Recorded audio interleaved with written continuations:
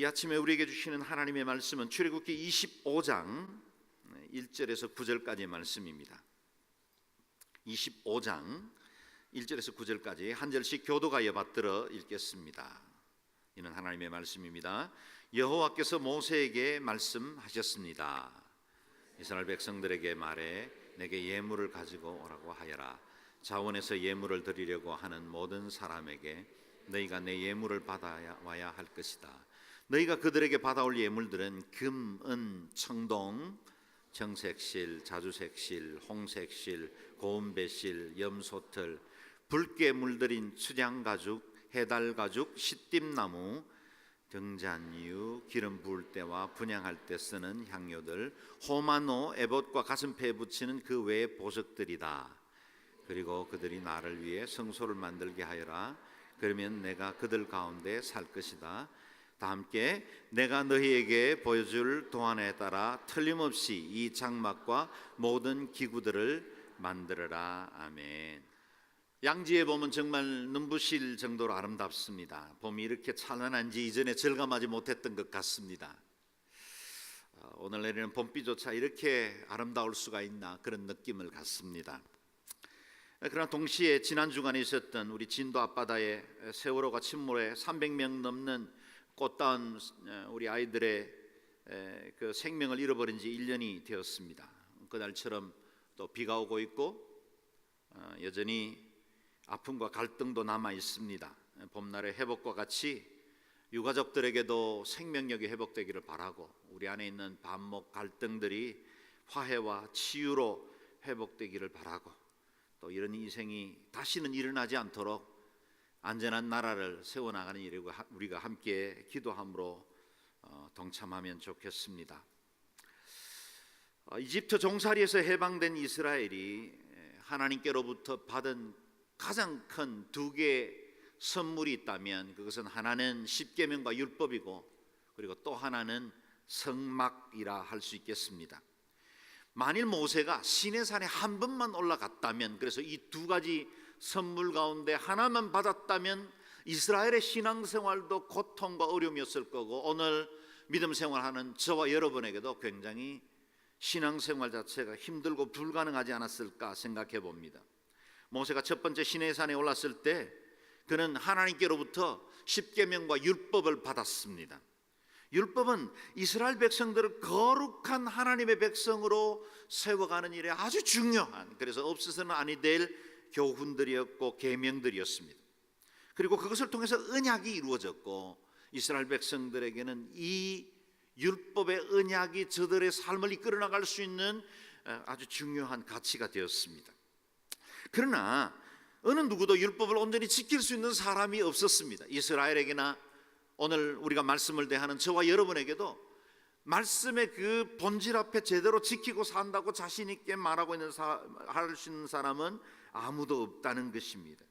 율법은 죄를 드러내게 하고 우리가 죄인이라는 사실을 깨닫게 합니다. 마치 우리가 아침에 거울을 보면 잠자리에 일어나서 부시시한 얼굴과 또 헝클어진 머리카락을 보면서 내 모습이 지금 이렇게 깨끗이 않다는 걸 확인하는 정도는 할 수 있지만 거울 자체가 나를 깨끗하게 해주는 건 아니죠.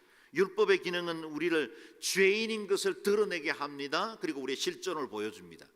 그러나 그것이 우리를 온전하게 구원으로 이끌지는 않습니다.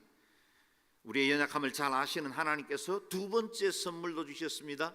그것이 바로 성막입니다. 모세가 두 번째 시내산을 올랐을 때 하나님께서는 성막 제작을 명령하셨고 자세하게 그 모양과 크기, 재료, 색깔 그리고 그 모든 제작 방법까지 상세하게 알려주셨습니다.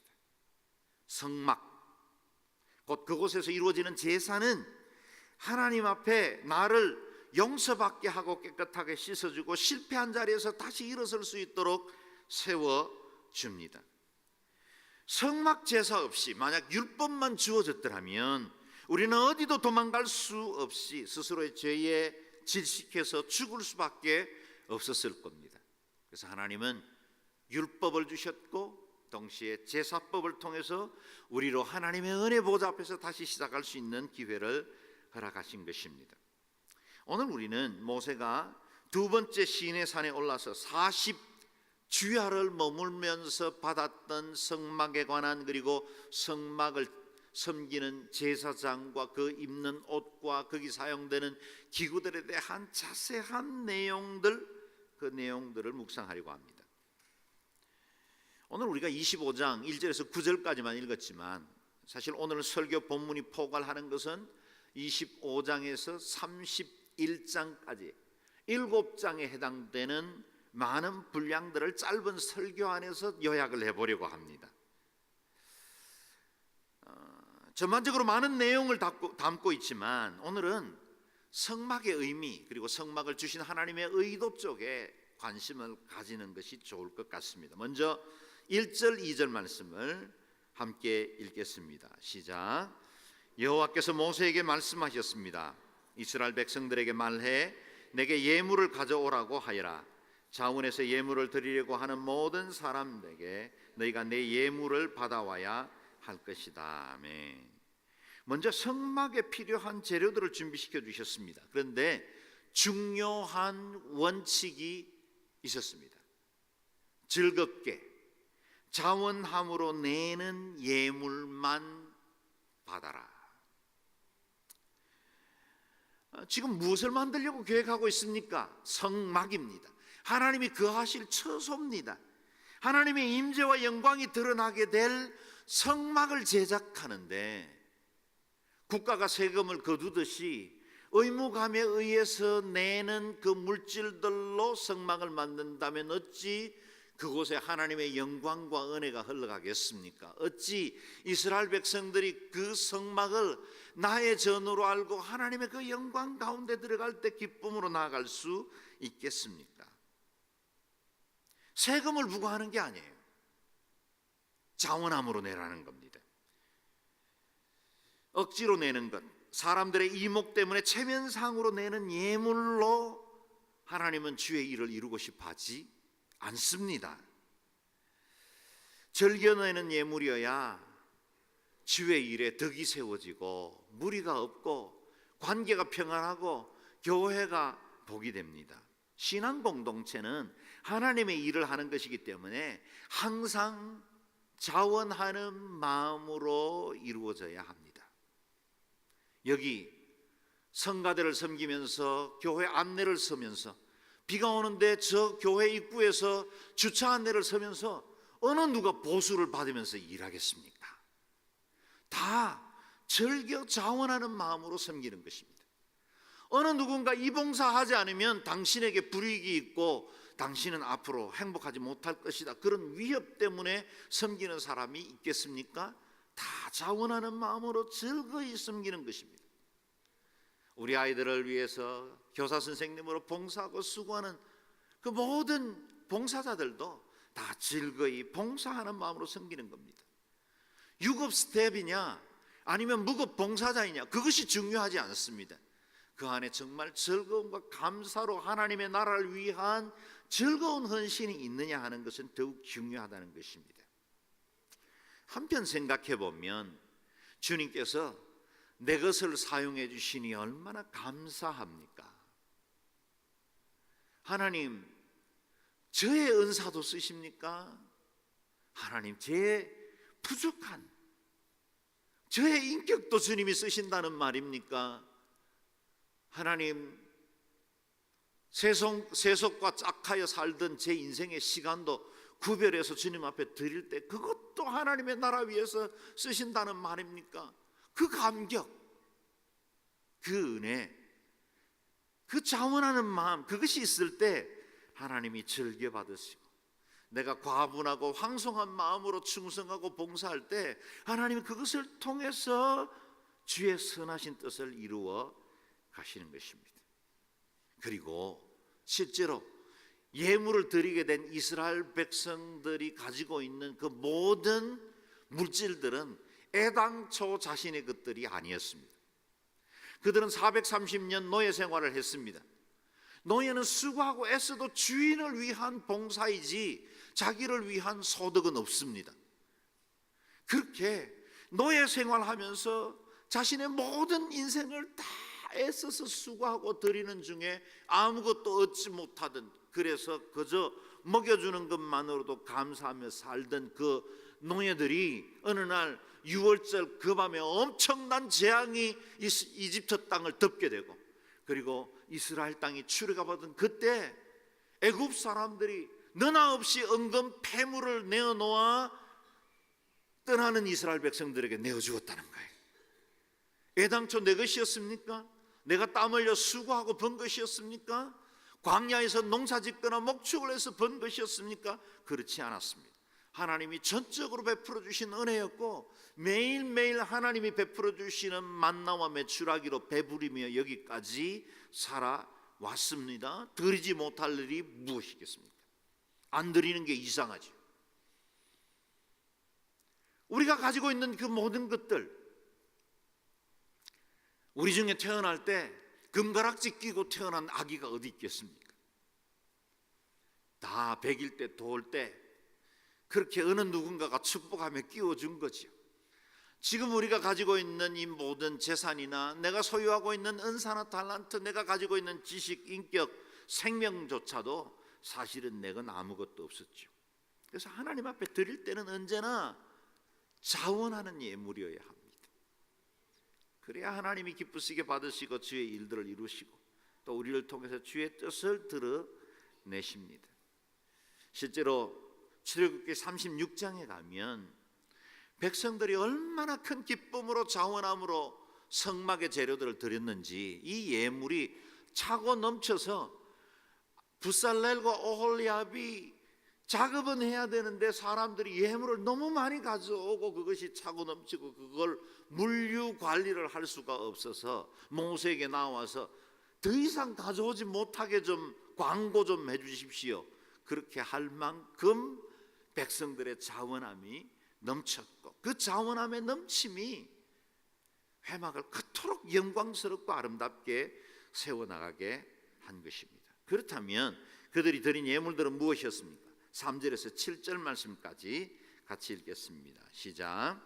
너희가 그들에게 받아올 예물들은 금, 은, 청동, 청색실, 자주색실, 홍색실, 고운 배실, 염소털, 붉게 물들인 수장가죽, 해달가죽, 시띠나무, 등잔류, 기름 부을 때와 분향할 때 쓰는 향료들, 호마노, 에봇과 가슴패에 붙이는 그 외의 보석들이다. 아멘. 성막을 위해서 헌물한 것들을 보면 참 종류가 다양합니다. 어떤 것들은 황금이나 보석처럼 값비싼 것들도 있었고, 청색실, 홍색실, 염소털, 쉽게 볼 수 있는 것도 그저 일상적으로 누구나 구할 수 있는 흔한 재료들도 있었습니다. 큰 것도 있었고 작은 것도 있었습니다. 드릴 때 그들은 그것이 어디에 쓰여지는지조차도 잘 몰랐을 겁니다. 그런데 내가 드린 그 황금이 어느 날 지성소에 하나님의 그 임재를 드러내는 시연자, 그 속죄소에 덮개판이 된 거예요. 그룹의 날개의 한 부분이 된 겁니다. 내가 드린 그 실타래가 지성소에 그 장식되어진 그룹의 형상을 만들게 되었다는 겁니다. 내가 드린 염소털, 해달 가죽이 하나님의 성소를 덮고 있는 그 가죽을 만들게 되었다는 겁니다. 하나님 앞에 드린 것, 그것이 무엇이든지 간에 그것이 이같이 하나님 앞에 영광의 임재를 드러낼 수 있는 도구가 되었다는 것 때문에 이스라엘 백성들은 얼마나 감격했을까요? 그런 상상을 해봅니다. 그런데 이들이 예물을 드리지만 성경 어디에도 어느 누구가 어떤 예물을 드렸는지 예물의 내용이 뭔지를 밝히는 말씀이 등장하지 않습니다. 다시 말하면 금은 보석을 드린 사람, 염소털을 드린 사람, 청색실을 드린 사람 구분이 되지 않았다는 거예요. 크고 작은 예물들이 모여서 하나님의 집이 세워지게 될 때 값비싼 예물을 드린 사람이 과시하거나 자기를 드러낼 수 있는 환경이 아니었다는 거예요. 비록 부족한 것, 내 가난함 때문에 너무나 부족한 걸 드렸지만 그것 때문에 부끄러워하거나 그것 때문에 다른 사람들과 비교할 필요가 없는 예물이었다는 사실입니다. 그래서 우리 온누리 교회는 예물을 드릴 때도 헌금함에 자원함으로 드리게 하지 않습니까? 헌금하신 분들의 명단을 주보에 기록하지도 않고 목사가 축복 기도를 할 때 성도의 헌금된 명단을 가지고 이름 불러 기도하지도 않습니다. 물론 장단점이 있습니다. 그러나 헌금은 하나님 앞에 자원함으로 드려야 하는 것입니다. 그러나 재정부가 매년 보고하는 걸 보면 우리 온누리 교회는 아마 한국에 있는 그 어떤 교회보다 11조를 가장 많이 드리는 교회 중에 하나라고 해도 과언이 아닙니다. 액수를 말하는 게 아니라 성도들의 퍼센테이지에서 11조를 하고 있는 성도들의 비율이 그렇게 높다는 겁니다. 누가 강조해서 그런 거 아닙니다. 헌금을 누구에게 보여주어서가 아닙니다. 하나님 앞에 자원함으로 드리는 예물이 그와 같이 아름답게 드려지고 있다는 겁니다. 그게 우리 교회에 흘러가는 영성이죠. 그게 우리 교회를 교회되게 만드는 비전이고 영성이죠. 성막 제작에는 두 번째 원칙이 있었습니다. 그것은 말씀한 대로만 만들라는 겁니다. 말씀한 대로만 만들라. 8절 9절 말씀을 같이 읽겠습니다. 시작. 그리고 그들이 나를 위해 성소를 만들게 하여라. 그러면 내가 그들 가운데 살 것이다. 내가 너희에게 보여줄 도안에 따라 틀림없이 이 장막과 그 모든 기구들을 만들어라. 아멘. 성막의 모든 것들은 하나님이 보여주신 도안대로, 설계대로 제작해야 했습니다. 그동안 브살렐과 오홀리아비라는 아주 지혜롭고 하나님의 신에 충만한 기술이 좋은 사람이 이 작업을 주도하고 있었지만 그동안 그가 애굽 땅에서 만들던 어떤 그 물건, 그 지식, 그 경험 가지고 만들어서는 안 되었습니다. 사람들이 의견을 모아서 이건 이렇게 만들죠, 이건 이렇게 들어가는 게 좋겠습니다. 그것도 회막이 될 수 없었습니다. 하나님이 말씀하신 그것만으로 말씀하게 하십니다. 그것은 하나님께서 우리 인류를 향하여 손을 내어 내실 때 구원의 길도 당신의 방법, 주신 방법으로만 우리에게 구원의 길을 주십니다. 내가 곧 길이요 진리요 생명이니 나로 말미암지 않고는 아버지께로 올 자가 없느니라. 천하 인간의 구원을 얻을 만한 다른 이름을 우리에게 주신 일이 없습니다. 여러분, 하나님이 우리에게 내어주신 길, 그 길로만 우리가 주께로 나아갈 수 있습니다. 그것이 성막의 원리였어요.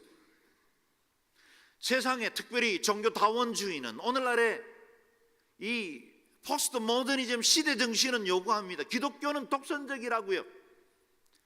당신들만의 유일한 길을 말하지 말고 다른 종교들도 좀 인정도 하고 다른 진리도 있다라고 말해달라고 그렇게 요구합니다.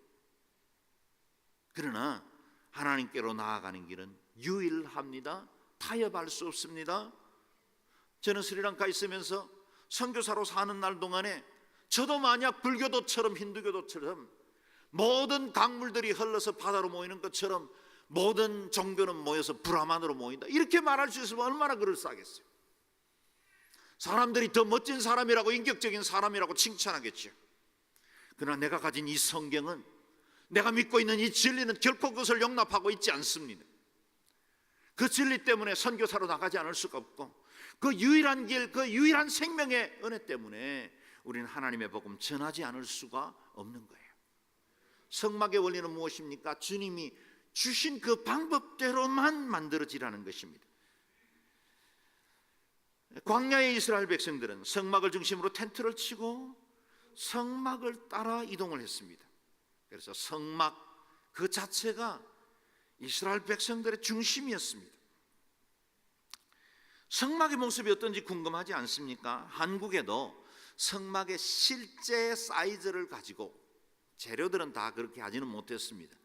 한국의 황금으로 그렇게 만들 수 있는 사람이 누가 있겠습니까? 아마 6, 70억 정도의 재료비가 들었을 거라고 오늘날의 환산으로 하면 그렇게 됐기 때문에 그렇게 할 수 있는 사람은 아무도 없죠. 그런데 가죽이나 이런 것들로 해서 실제 사이즈로 만든 성막이 한국에도 너댓 개 되는 걸로 압니다. 가까운 안성인가 평택에도 있고 이렇게 가평 몇 군데 있습니다. 아마 좀 더 성막을 깊이 공부하고 이야기를 원하는 분들이 있다면 그런 곳을 방문해 보시면 아마 세미나와 함께 좋은 안내를 받을 수 있을 겁니다. 근데 오늘은 성지순례를 가면 이집트 시나이 반도에서 에일랏이라는 남쪽 해안 도시에서 북쪽으로 예루살렘을 향해서 올라가다 보면 오르는 길에 팀나라는 도시가 있고 광야입니다.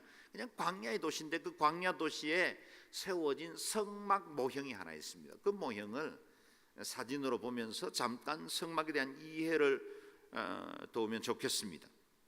팀나에 세워진 성막의 전면 사진을 먼저 보십시오.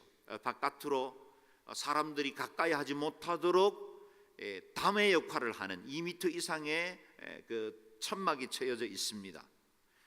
그리고 그것을 옆에서 보면 성막의 위치가 이와 같이 텐트 위로 이렇게 성막의 지붕에 올라가 있는 것을 보여줄 수 있죠. 그리고 그 동쪽으로 나여 있는 문을 열고 들어가면 정면 사진을 보시면 거기 전면에 번제단이 있고 그리고 그 회막과 번제단 사이는 물두멍, 정결 예식을 위한 물두멍이 있습니다. 그리고 회막 안으로 들어가게 되죠.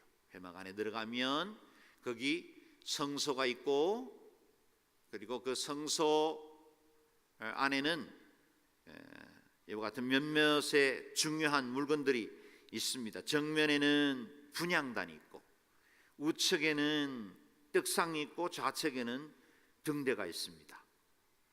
그리고 그 지성소 전면으로 들어가면 그 안에 법궤가 놓여 있는데요. 성소 내부를 보여주는 사진을 한번 보시죠. 거기 이와 같이 황금으로 모든 것들을 나무판으로 먼저 덮고 그 위를 황금으로 다 쌌습니다.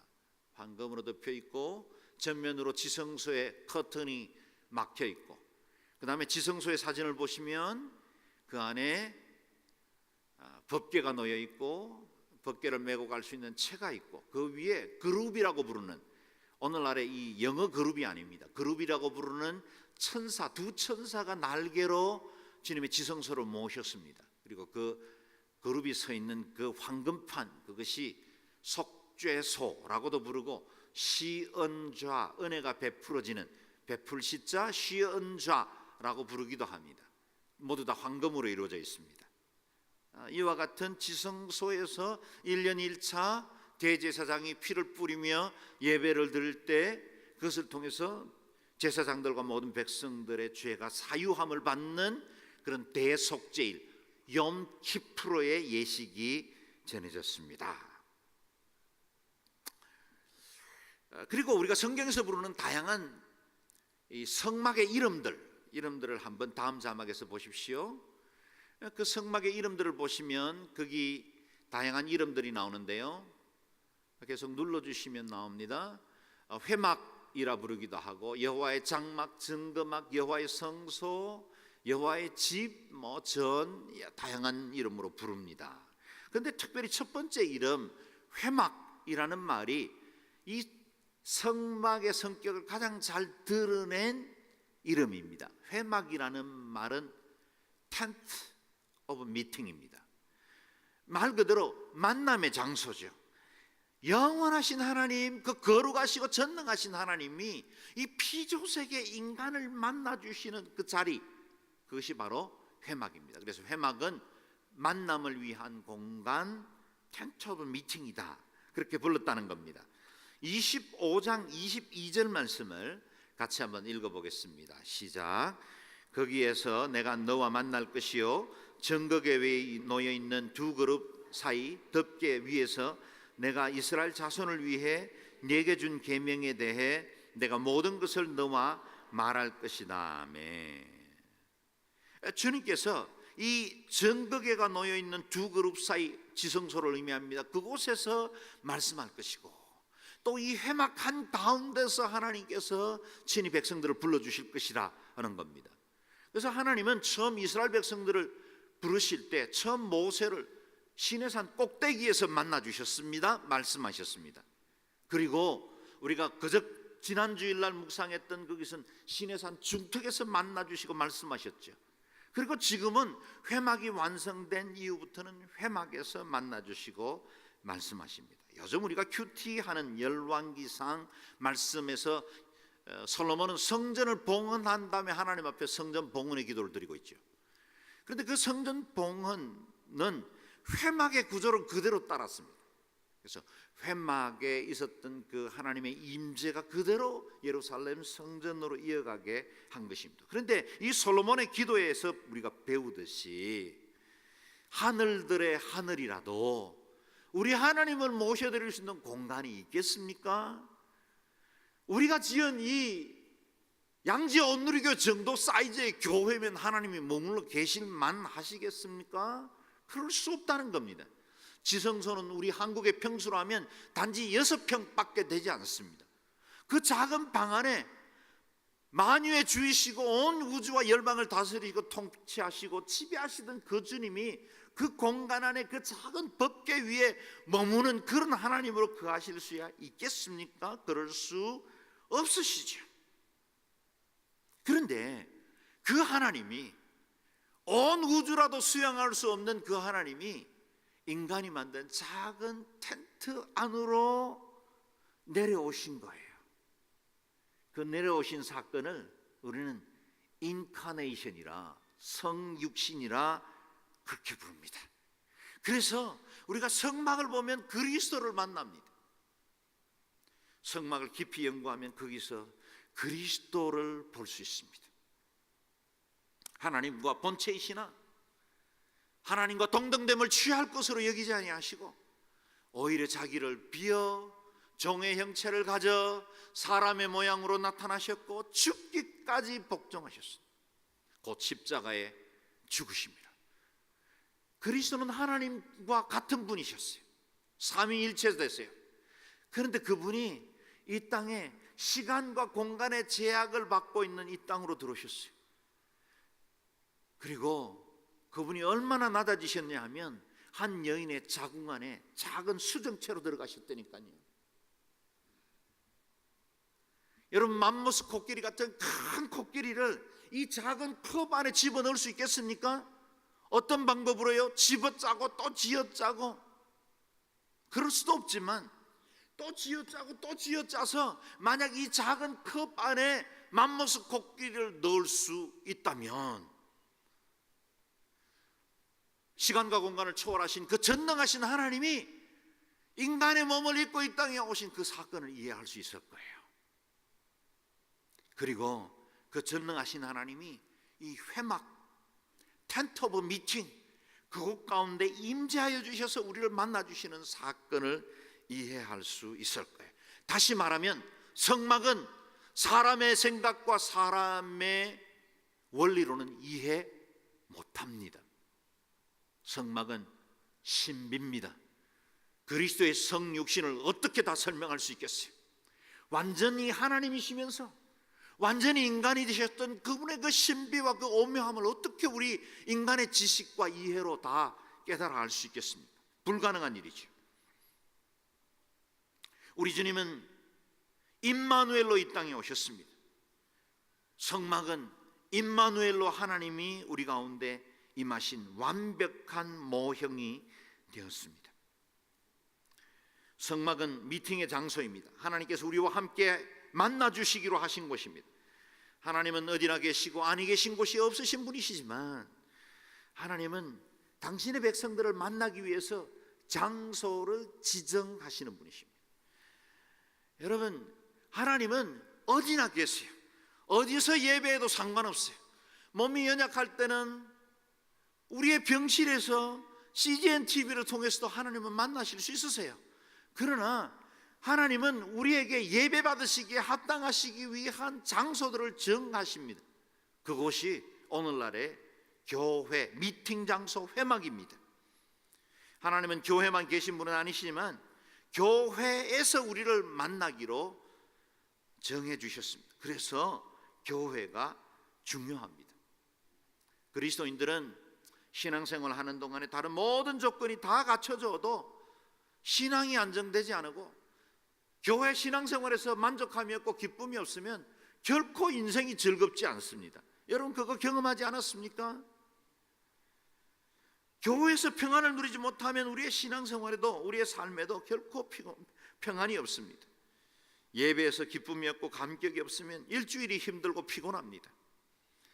말씀의 용기를 얻고 예배에 은혜를 받고 그 성령의 운행하심에 감동함을 받으면 한 주간에 생활 자체가 기쁘고 감사한 거예요. 용기가 있는 거예요. 어떤 두려움, 어떤 힘든 일도 능히 이겨낼 수 있는 거예요. 여러분의 신앙생활에 복이 있기를 바랍니다.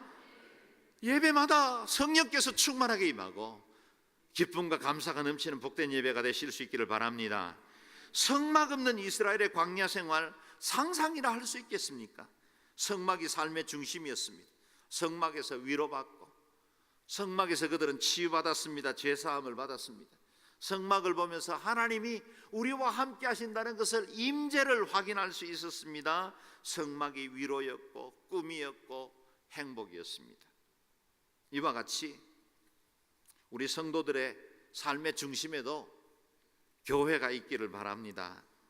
그래서 저는 교회에 대한 많은 책임과 부담을 갖습니다. 양지온누리교회가 저는 바로 서고 싶습니다. 하나님 기뻐하시는 교회로 서는 걸 소망하고 있습니다. 부족한 제가 그렇게 하나님의 교회를 아름답게 세워나가는 일에 쓰임받기를 원합니다. 성막이 우리에게 축복인 이유가 무엇입니까? 하나님께서 우리 가운데 거하시기로 정하신 곳이기 때문입니다. 우리 하나님이 우리와 대면하여 만나주시는 관계의 하나님, 우리 가까이 계시는 하나님, 우리에게 만남의 문을 열어주시는 하나님이라는 사실이 얼마나 감사하고 기쁩니까? 사람은요, 무엇을 가졌느냐, 무엇을 이루었느냐, 그것으로 행복해하지는 않는 것 같습니다. 살아보시면서 저마다 다 경험하신 것들이죠. 사람들은 사는 동안에 어떤 걸 이루면 잠시 즐겁고 기쁩니다. 그런데 진정으로 우리를 행복하게 하는 건 관계에서 이루어져요. 내가 누구하고 함께 있느냐가 내 행복을 결정합니다.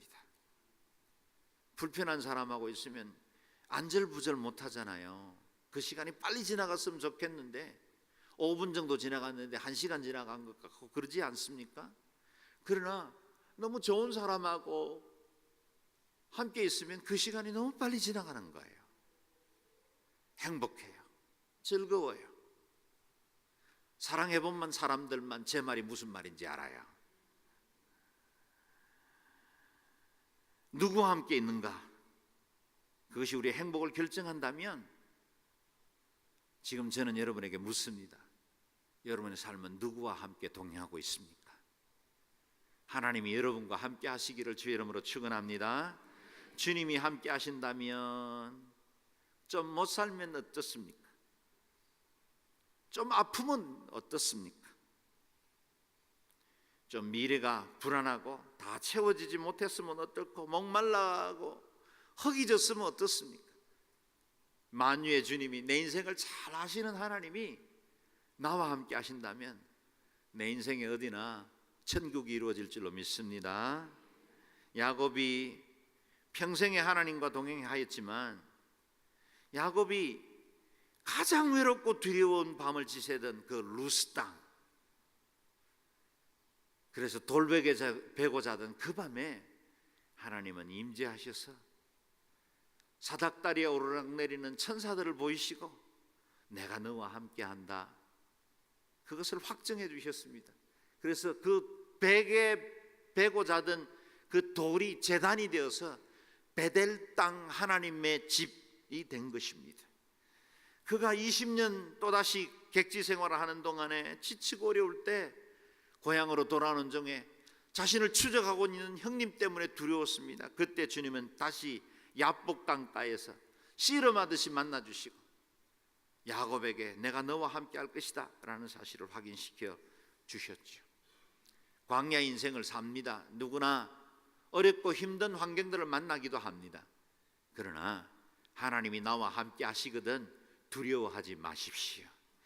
하나님이 우리와 함께 하시고 성막의 축복으로 우리와 동행한다고 결정을 하시거든 내 삶에 담대함이 있어서 어떤 환경 어떤 조건이라도 믿음으로 담대하게 나아갈 수 있기를 바랍니다.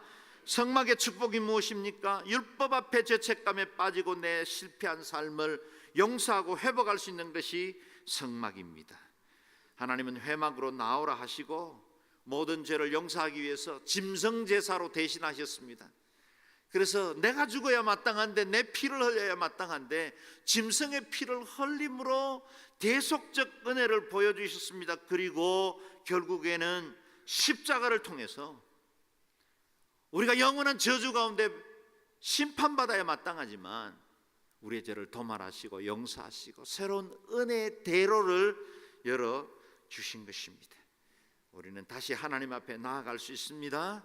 우리 인생 안에 주님의 은혜가 머무는 동안에 우리는 하나님의 그 영광을 위한 의의 도구로 쓰임받을 수 있습니다.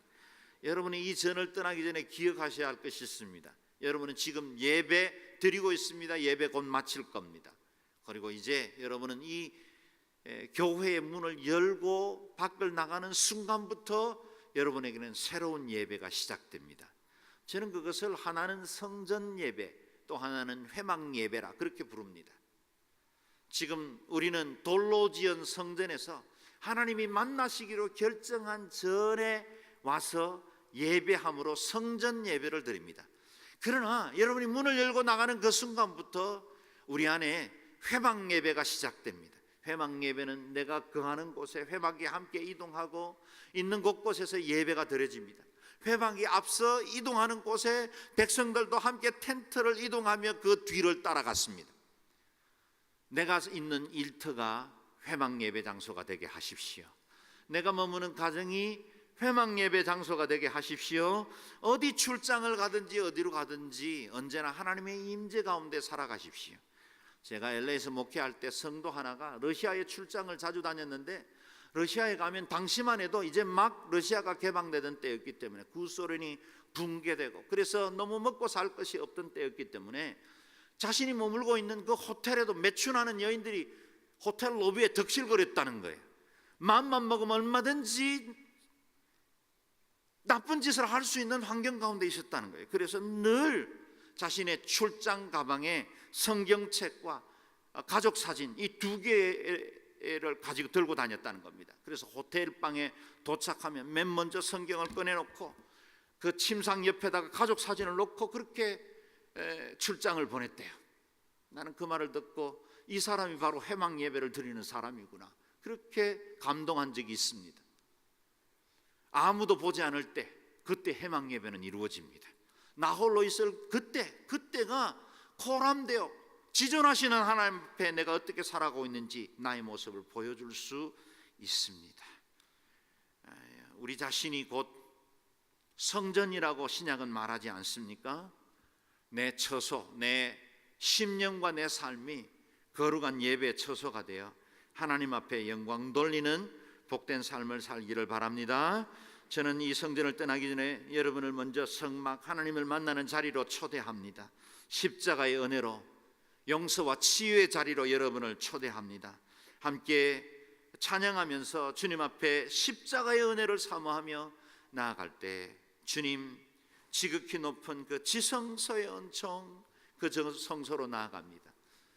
제가 자주 실패하고 넘어지기도 하지만 그 성소의 은혜로 다시 한번 제 영혼을 새롭게 해주시고 오늘 이 전을 나갈 때 회막 예배자로 나아갈 수 있도록 제 심령 가운데 임하게 하여 주옵소서. 고백하며 찬양하겠습니다.